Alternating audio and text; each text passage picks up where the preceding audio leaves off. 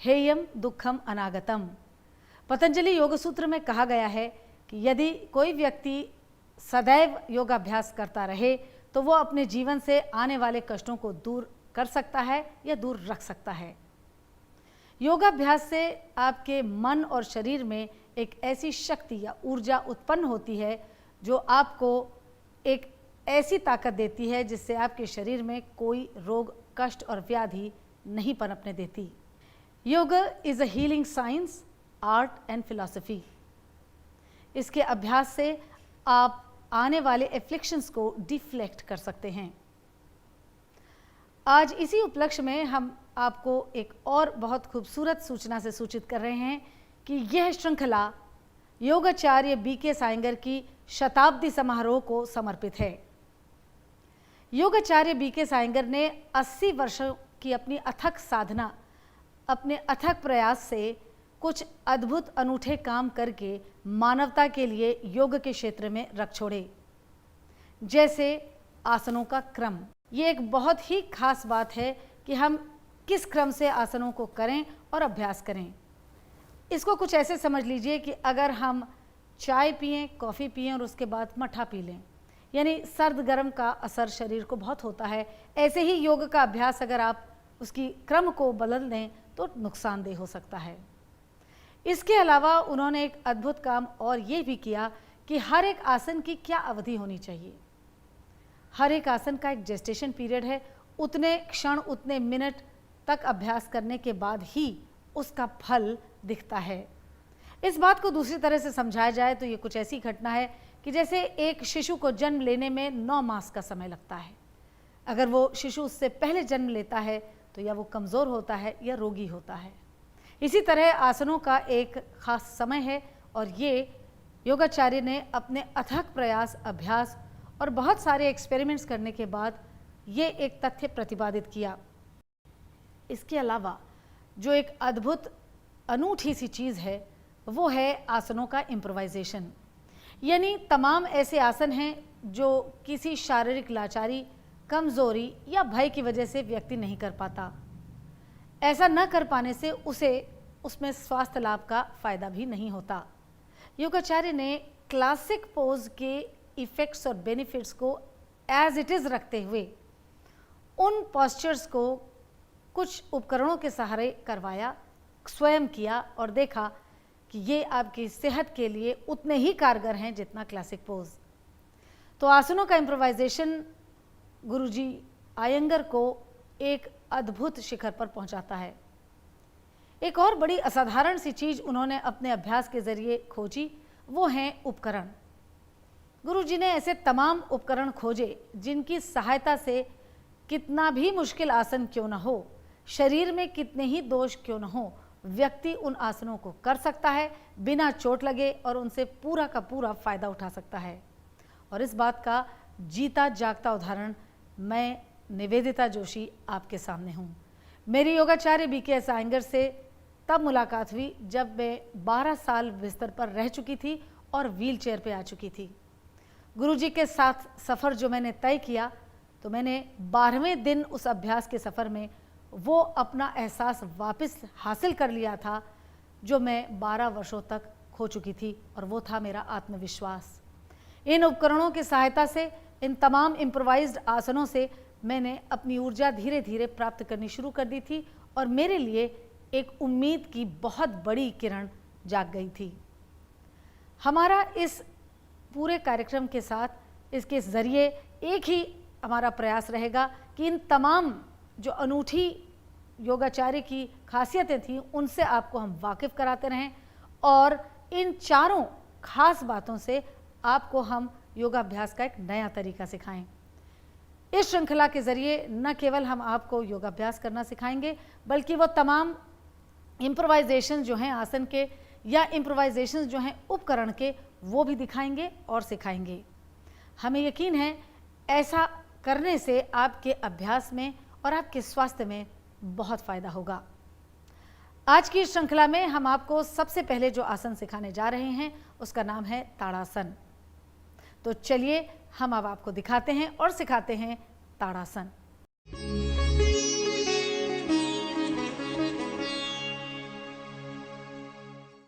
अब हम आपको ताड़ासन सिखाने जा रहे हैं। ताड़ासन को समस्थिति भी कहते हैं। जैसे आप देख सकते हैं ध्यान से कि ताड़ासन में सबसे इम्पॉर्टेंट चीज़ है कि आपका बॉडी वेट डिस्ट्रीब्यूशन आपके दोनों पैरों पर इक्वली हो। ऐसा इसलिए हो क्योंकि अगर खड़े होने में आपके वज़न का डिस्ट्रीब्यूशन ठीक से हुआ है तो आपका पॉस्चर बिल्कुल ठीक रहता है, आपके स्पाइन के ऊपर कोई भी अननेसेसरी लोड नहीं आता।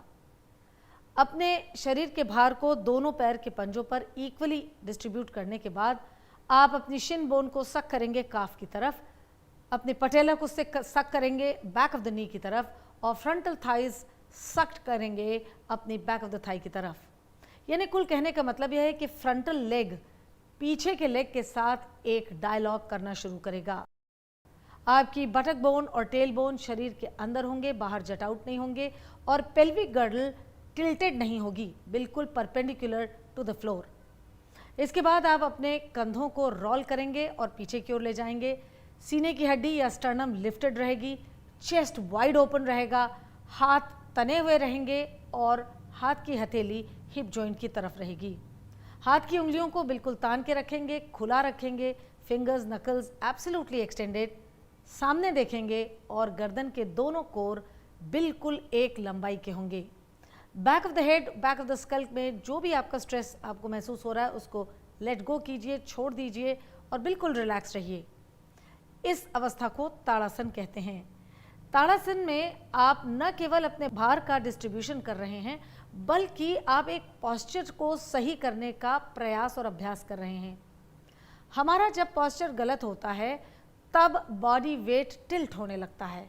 इसकी वजह से अक्सर लोगों में एक उम्र के बाद एंकल्स में दर्द, घुटनों में दर्द, कमर में दर्द, ये बहुत कॉमन सी चीज़ हो जाती है। और ये भी देखने में आया है कि ये आर्थराइटिस नहीं होती, ये कोई क्रॉनिक बीमारी नहीं होती, ये सिर्फ पॉस्चरल डिफेक्ट है। ऑर्गेनिक बॉडी भी पॉस्चरल डिफेक्ट की वजह से अंडर प्रेशर आती है, इंडाइजेशन होने लगता है क्योंकि आप स्लाउच करके खड़े होते हैं। सो ताड़ासन हमें सिखाता है कि हम सीधे कैसे खड़े हों और अपने भार का डिस्ट्रीब्यूशन अपने दोनों पैरों पर कैसे करें। ताड़ासन में एक बार अपने को स्टेबलाइज करने के बाद इनहेलेशन के साथ आप अपने दोनों हाथों को कंधे की सीध में लाते हैं, जहां आपके दोनों हथेलियों के बीच की दूरी कंधे के बराबर होगी।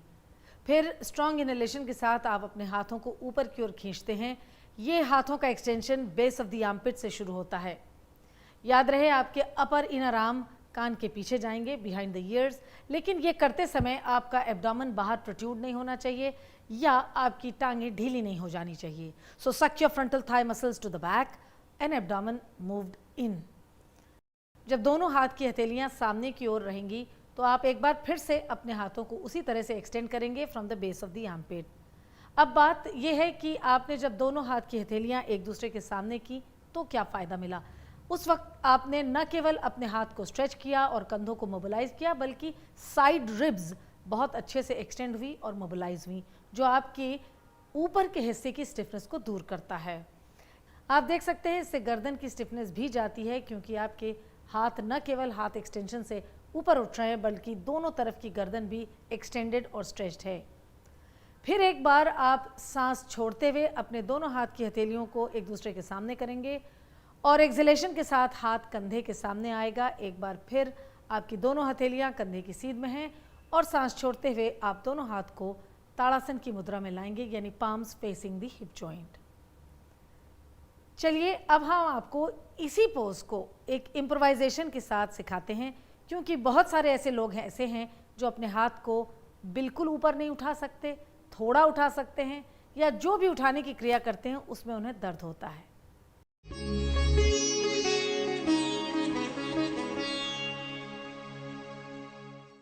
अब हम आपको ताड़ासन का इम्प्रोवाइजेशन दिखाने जा रहे हैं।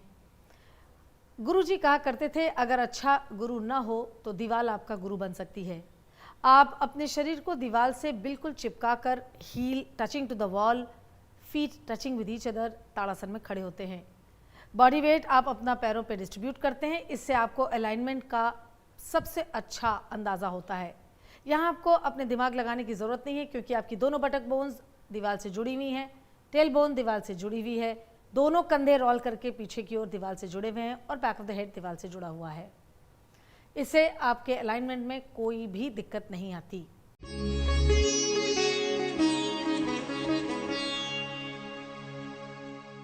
इसी तरीके से अब हम आपको ऊर्ध्व हस्तासन इन ताड़ासन भी दीवार के सामने इम्प्रोवाइज फॉर्म में दिखाने जा रहे हैं। आप ताड़ासन में खड़े होने के बाद दोनों हाथ अपने कंधे की सीध पे ऊपर ले जाएंगे और दोनों हथेलियां एक दूसरे के सामने होंगी। यहाँ सबसे आसान तरीका यह है कि आपके हाथों के पीछे दीवार है, तो ना आप अपने हाथ आगे रख सकते हैं, ना ज़रूरत से ज़्यादा पीछे। फ़र्ज़ कीजिए कि आपके इतना हाथ उठाने में भी कंधों में या कोहनी में दर्द हो जाता है, तो जो दो रस्सियाँ टंगी हैं इनको आप पकड़ लेंगे। इसमें भी आपकी कलाइयाँ एक दूसरों के सामने होंगी और धीरे धीरे करके आप एक एक दिन में थोड़ा थोड़ा ऊपर चढ़ेंगे इन रस्सियों के ज़रिए। आप देखेंगे कि 10-15 दिन में आपके जुड़े हुए कंधे खुलने लगते हैं। ठीक इसी प्रकार ऊर्ध्वस्थासन में जो पाम्स फ्रंट फेसिंग पोजीशन है, वो भी आप रस्सी को पकड़ के अब आप कलाइयों को सामने की ओर रखेंगे और अपने हाथ रस्सियों पे चलाएंगे। Literally you will walk over the ropes और अपने हाथों को तानेंगे। एक बार अपने हाथों को अच्छे से तान लेने के बाद आप धीरे धीरे रस्सी के सहारे हाथों से उतरेंगे नीचे की ओर। एकदम से झटके से हाथ मत छोड़िएगा, इससे कंधे में शॉक जैसा लगता है।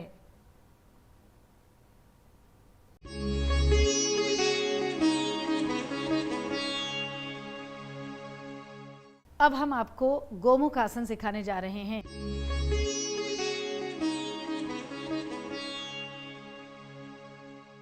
इसके लिए ज़रूरी है कि इससे पहले आप भली प्रकार से ताड़ासन का अभ्यास कर लें, ताकि आपके पैरों पर आपका भार इक्वली डिस्ट्रीब्यूट हो जाए। इसमें पैरों की पोजीशन बिल्कुल ताड़ासन की तरह रहेगी, लेकिन हमें अपने हाथ की प्रिपरेशन करनी पड़ती है ताकि कंधों में आपके चोट ना आए अगर आपके कंधे स्टिफ हों। तो आप सबसे पहले लेफ्ट हैंड से इसकी शुरुआत करेंगे, जो नीचे की तरफ से आएगा। हथेली के पीछे का हिस्सा स्पाइन पे रगड़ते हुए ऊपर जाएगा और दो स्केपुला के बीच में स्थापित किया जाएगा। अगर आप ध्यान से देखें तो इसमें दोनों रिस्ट कॉर्नर सामने की ओर फेस कर रहे हैं and back of the wrist corners बिल्कुल स्पाइन से जुड़े हुए हैं। फिर आप अपने राइट हैंड से लेफ्ट एल्बो को पकड़ते हैं और उसको लंबा करते हुए नीचे स्पाइन की ओर खींचते हैं। ऐसा करने से आप लेफ्ट हैंड की इनर अपर आर्म के अलावा आउटर अपर आर्म को भी एक्सटेंड कर रहे हैं। अगर हमारी बाह का खिंचाव या एक्सटेंशन ठीक से हुआ है तो कंधों में बहुत अच्छा जॉइंट मूवमेंट होता है, लुब्रिकेशन होता है। एक बार आपने ये प्रिपरेशन कर ली तो आप अपने हाथों को छोड़ेंगे और वापस ताड़ासन में आएंगे।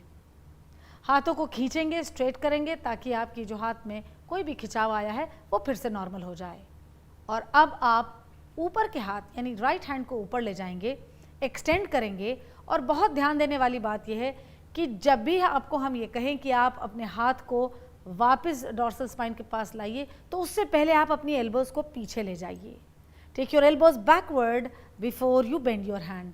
और फिर आपका पाम जो है, राइट पाम जो है, वो आपके दो स्केपुला के बीच में, शोल्डर ब्लेड के बीच में आ जाएगा। राइट कंधे के मूवमेंट के लिए भी आप अपने लेफ्ट हैंड से राइट एल्बो को पकड़ेंगे और राइट हैंड की आउटर अपर आर्म को लेंथन करेंगे छत की ओर और एल्बो को सर के पीछे लाएंगे। इससे आपके आर्म पिट भी खुल रहे हैं। अब एक बहुत ही इम्पॉर्टेंट बात है कि जब भी आप अपने हाथ पे ध्यान देते हैं, अक्सर आपका ध्यान भटक जाता है और आप अपनी टेल बोन, बटक बोन को जट आउट करने लगते हैं। तो वी सजेस्ट कि आप अपने टेल बोन और बटक बोन को हमेशा अंदर की ओर रखें। आपकी पेल्विक सीधी होनी चाहिए, टिल्ट नहीं होनी चाहिए। जब दूसरे हाथ का भी मोबिलाइजेशन हो गया तो आप अपने दोनों हाथ फिर से छोड़ देंगे और ताड़ासन में आ जाएंगे। अब आपके कंधे और हाथ इस बात के लिए तैयार हैं कि आप क्लासिक गोमुख आसन की हैंड पोजीशन को अचीव कर सकें। फिर से एक बार हम लेफ्ट हैंड को अपनी बटक्स के ऊपर बैक ऑफ द पाम को रखते हुए सरकाते हुए ऊपर ले जाएंगे और आपकी बैक ऑफ द पाम दो स्कैपुला के बीच में अच्छे से फिक्स हो जाएगी। आपके कंधे मोबिलाइज हो चुके हैं तो आप सीधे राइट हैंड को ऊपर ले जाएंगे, राइट हैंड की एल्बो को लॉक करेंगे और पीछे की तरफ ले जाएंगे, सर के पीछे, और फिर हाथ मोड़ेंगे और दोनों हाथों से ऐसा लगता है कि जैसे दोनों हाथ की उंगलियां शेक हैंड कर रही हों। इस तरीके से आप उन्हें लॉक करेंगे। आप देखिए इसमें आपके शोल्डर जॉइंट, शोल्डर, आर्म पिट सब खुल रहे हैं, मोबिलाइज हो रहे हैं और पैरों में तो ताकत आ ही रही है क्योंकि आप ताड़ासन में खड़े होकर काम कर रहे हैं। Always remember that tuck your tail bone and buttock bone in, उसको जट आउट मत कीजिएगा और सीधे देखिएगा ताकि आपकी गर्दन बिल्कुल सीधी रहे। यह आपकी सर्वाइकल स्पाइन की भी स्टिफनेस दूर करता है। फिर एक इनहेलेशन के साथ आप अपने दोनों हाथ छोड़ेंगे और वापस पुनः ताड़ासन में या समस्थिति में खड़े हो जाएंगे। हम आपको बता चुके हैं कि अगर आपको ये डर है या किन्हीं कारणों से आप इस तरह के अभ्यास नहीं कर सकते तो हम आपको इम्प्रोवाइजेशन सिखाएंगे।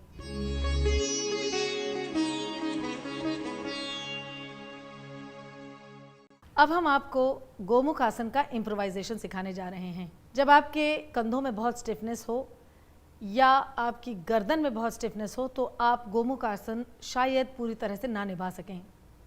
उसका एक बहुत अच्छा उपाय ये है कि आपके घर में कोई बेल्ट हो या पुरानी धोती की किनारी हो या दुपट्टे का कोई छोटा पुराना हिस्सा हो, उसका आप एक लूप बना लें। हम यहाँ आपको बेल्ट का लूप दिखा रहे हैं कि एक छोटा सा हमने एक लूप किनारे पे एक बेल्ट में बना लिया है। ये लूप की जो लंबाई है ये आपकी स्टिफनेस पर निर्भर करती है कि आप कितने स्टिफ हैं। इस लूप को आप अपने राइट हैंड में रखेंगे और लेफ्ट हैंड को वापस अपनी बटक की ओर से ले जाएंगे सरकाते हुए और बैक ऑफ द पाम दोनों स्कैपुला के बीच में स्टेबलाइज की जाएगी। राइट हैंड में जिसमें आपने लूप पकड़ा है उसको आप ऊपर की तरफ ले जाएंगे सर के ऊपर और कोहनी को पीछे ले जाते हुए अपने हाथ को मोड़ेंगे और इस लूप को ऊपर से नीचे की ओर अपनी उंगलियों पे देने की कोशिश करेंगे। आप देख सकते हैं कि अभी दो उंगलियों के बीच में लूप के बराबर का गैप है, लेकिन आप कोशिश ये करें कि जैसे उंगलियों से आप चल रहे हों और उस लूप को पकड़ने की कोशिश कर रहे हों। आपको बहुत आश्चर्य होगा कि धीरे धीरे अगर आप ये रोज़ अभ्यास करेंगे तो आपकी उंगलियां एक दूसरे से, जैसे हमने कहा था, शेक हैंड करने के लिए एक हो जाती हैं। इस तरीके से आप जो भी पोज को धीरे धीरे शुरू करेंगे, गोमुख आसन की जो भी अवस्था को शुरू करेंगे, बहुत जल्दी आपके दोनों कंधे खुल जाएंगे और गर्दन की स्टिफनेस भी जाती रहेगी। यही क्रिया आप अपने दूसरे हाथ से भी ऐसे ही निभाएंगे। फिर आप धीरे से हाथ छोड़ दीजिए और नीचे का हाथ छोड़ दीजिए, लेफ्ट हैंड छोड़ दीजिए और राइट हैंड को सीधा करते हुए आप वापस ताड़ासन की अवस्था में आ जाएंगे। हमें यकीन है कि इस इम्प्रोवाइजेशन के ज़रिए आप अपने कंधे की स्टिफनेस से मुक्ति ज़रूर पा जाएंगे।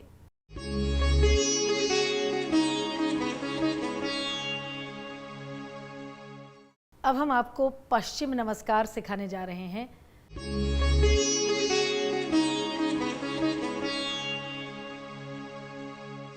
पश्चिम यानी पीठ वाला हिस्सा, वहाँ आप नमस्कार की मुद्रा में खड़े होते हैं। इस पोज में भी आप पैरों की पोजीशन ताड़ासन की तरह ही रख रहे हैं, यानी आपके शरीर का पूरा भार दोनों पैर के पंजों पे इक्वली डिस्ट्रीब्यूटेड होगा। आपकी शिन और थाई दोनों ही सक्ड होंगी towards the back thigh and back calf. Tail bone, buttock bone शरीर के अंदर की ओर आप सक करेंगे और पेल्विस टिल्ट नहीं होगी। कंधे दोनों रोल बैक रहेंगे, गर्दन सीधी रहेगी और आप सामने देखेंगे। ऐसी अवस्था में ताड़ासन में खड़े होने के बाद आप अपने दोनों हाथ पीछे ले जाएंगे, उनसे नमस्कार करेंगे और नमस्कार की जो शिखर है उसको नीचे से ऊपर की ओर अपनी स्पाइन पे रगड़ते हुए ले जाएंगे और फाइनली आपकी नमस्कार जो है दो स्कैपुला के बीच में शोल्डर ब्लेड के बीच में डॉर्सल स्पाइन के ऊपर स्थापित होगी। याद रखिएगा, पश्चिम नमस्कार में, क्लासिक पश्चिम नमस्कार में हम थम्स को क्रॉस नहीं करते हैं, बल्कि वो एक दूसरे से जुड़े रहते हैं। दोनों एल्बोज पीछे की ओर ले जाई जाएंगी। आप देख सकते हैं कि इस आसन से चेस्ट कितनी अच्छी तरीके से खुलती है। ये शोल्डर जॉइंट्स, एल्बो, इन सब की स्टिफनेस निकालता है। ये रिस्ट की बहुत अच्छी एक्सरसाइज कराता है। आप देख सकते हैं कि गर्दन में कर्वेचर कितना अच्छा बना है और गर्दन की स्टिफनेस भी दूर करता है। पश्चिम नमस्कार में जब आप अपने हाथों को रखते हुए डॉर्सल स्पाइन को स्टर्नम की ओर ले जाते हैं तो ये हार्ट की कैविटी को खोलता है। इस तरीके से ये हार्ट के लिए भी बहुत अच्छा है। एक बार इस मुद्रा में आने के बाद आप इसे 1 मिनट तक रख सकते हैं और फिर सांस छोड़ते हुए धीरे से अपने हाथों को आप फिर उल्टी दिशा में ले जाएंगे और हाथ की उंगलियां ज़मीन की ओर रहेंगी, जैसे आप लाए थे बिल्कुल वैसे ही, और फिर धीरे से हाथ छोड़ देंगे और समस्थिति या ताड़ासन में खड़े हो जाएंगे। हम आपसे वायदा कर चुके हैं कि किसी भी आसन में आपकी जो दिक्कत आएगी उसको इम्प्रोवाइजेशन सिखाने के साथ हम आपको उस मुसीबत से बाहर निकाल लेंगे। तो अगर किसी का हाथ पश्चिम नमस्कार में नहीं मुड़ सकता या अपर आर्म बहुत स्टिफ है तो चलिए उसके लिए सीखते हैं इम्प्रोवाइजेशन पश्चिम नमस्कार का।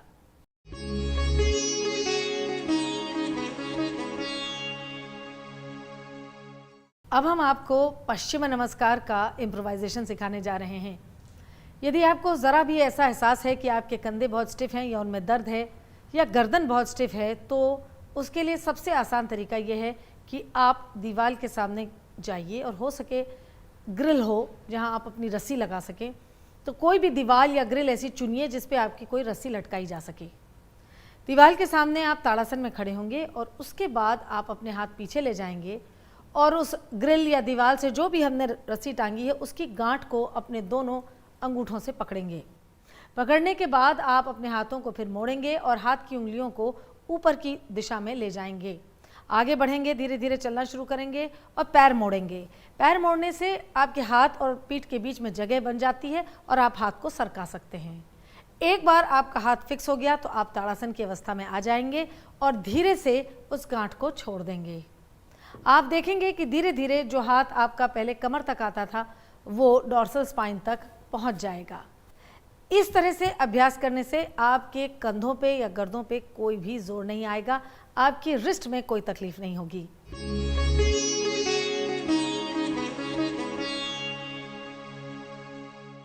हमें यकीन है कि हमारी इस श्रृंखला के जरिए और उसमें सिखाए जाने वाले इम्प्रोवाइजेशंस के जरिए आप अपने अभ्यास की क्वालिटी को हमेशा अच्छा और अच्छा करते रहेंगे। अगर अभ्यास आपने सतत किया तो आपके स्वास्थ्य में यकीनन सुधार होने वाला है। यहाँ पे एक बात ज़रूर ध्यान रखें कि अगर आप किसी भी रोग से ग्रसित हैं तो अपनी दवाइयों का सेवन केवल अभ्यास करते हुए छोड़ न दें। दवाइयों का लेना या छोड़ना या उन्हें कम करना डॉक्टर की निगरानी में ही सबसे अच्छा रहता है। आपसे फिर मुलाकात होगी, तब तक के लिए नमस्कार।